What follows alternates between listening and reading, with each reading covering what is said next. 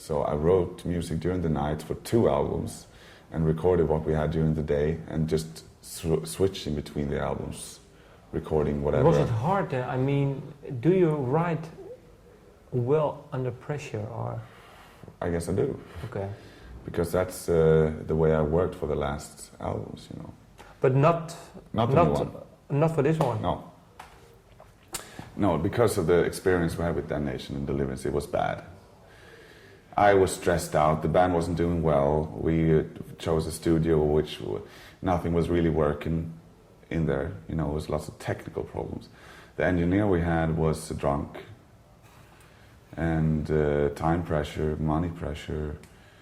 It felt like we were confined into some fucking prison. The studio didn't have any windows, and outside was the hottest, nicest summer in 3,000 years in Sweden. And there was no windows. There was one small window with bars on it. You were like, let me out. And I was working all the time, pretty much. So after recording, I got mentally and physically sick. Yeah. I was fed up with the band. I went to a doctor. You know, I was dizzy all the time. I barely made it out of bed. So for me, I felt like it was over with. But it was my mind playing tricks on me, I guess. So. Because of the, did you get much sleep? No. For example, no, okay, but because when you are tired, your mind can play tricks. Yeah, no, I didn't know. Nothing worked. I was a wreck. Yeah. And the album Deliverance came out. Very good album, but not as good as it could have been. Damnation is fantastic. Okay. I love it. But I have bad memories about the whole recording, so I think the whole Deliverance and the Damnation thing is tainted by the bad memories. And then Music for Nations obviously folded because BMG bought Zomba, which owned Music for Nations, so they dropped all the bands, fired all the employees, and just put the label to a rest.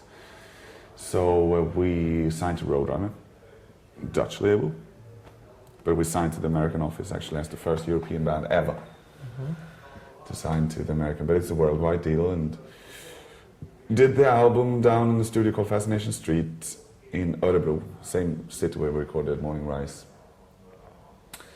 And this time I wanted to make sure not to leave anything out there, not to leave anything open. It's a waterproof album.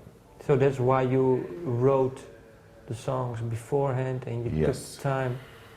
Wrote the songs beforehand and 3 weeks of rehearsals. So that gave me the chance to rewrite things, rearrange things, rewrite entire tracks, and just think. Can you name me one song that you rewrote, maybe? Grand Conjuration was a completely different track. I was psyched about the track. It was technical, you know. Didn't sound right in the rehearsal room. So that night after rehearsals, I rewrote the whole song. And next day, I was like, "Well, this song that we played yesterday, forget about it. This is the song." And just presented Grand Conjuration to them.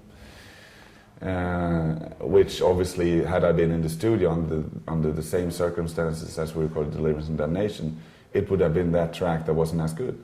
Okay.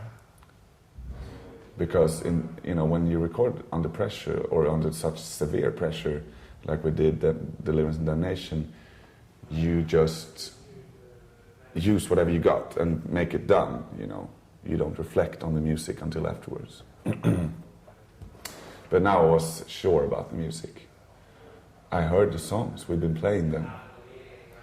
So it was just a matter of making a fucking great record. And why did you call this album Ghost Referees? Why? Why did you choose this title? Sounds cool. Because I had... you had 2 names, I heard, Ghost... Letters and Ghost Reveries. Ghost Reveries is one of those, it sounds like a classic title, which is one of the most important things to me. You know, when you read in a magazine, your favorite band is putting out the new album, it's called Peace of Mind. You're like, yeah, that's right. So I like the title, and it's vague, meaning-wise, a very vague title, which is easily connected to the idea for the concept I had for this album, lyrically. So I was thinking, the concept is kind of cult, actually original death metal subject. So Ghost Reveries, I could think about, almost like Holy Ghost Reveries, or Holy Ghost imaginations or fantasies, or it can mean so many different things that makes it very easy to connect to whatever concept you have. But why did you choose this concept? Because I thought it might be interesting for me as an adult man, I'm 31 years old, to go back to that subject which I wrote about when I was 15, 16. It's a good chance they might end up more soul-searching, and maybe not soul-searching because I'm not a believer, but more interesting, more mature and more beautiful and less childish than when I was 15, 16. And what did you find out then now? Exactly that, that was what I think some of the lyrics are my best, even though a lot of people are quite upset with the fact that I did these type of lyrics because they don't want to believe that I'm a Satanist or something, which obviously I'm not. But this is the subject that, as I said, it was in a way the original subject for death metal, I was desperately looking for something to write about. But what is so interesting then about Satan and dark? It's not so much about Satan no, but as I mean a the figure. feeling. No, but I mean. I think the whole kind of phenomena about this type of sub-religion is quite interesting. I think everybody, regardless, a believer, if you're not, are interested in darker sides of things. People stop and watch. Have to see it. If they see somebody trip over, they want to see the blood or whatever. And religion, even though I'm not a religious person, I think people have the same type of interest in things that they don't know so much about. But since it's mystic and since it's kind of forbidden and not right, so to speak, it will make it interesting. I think everybody's slightly interested.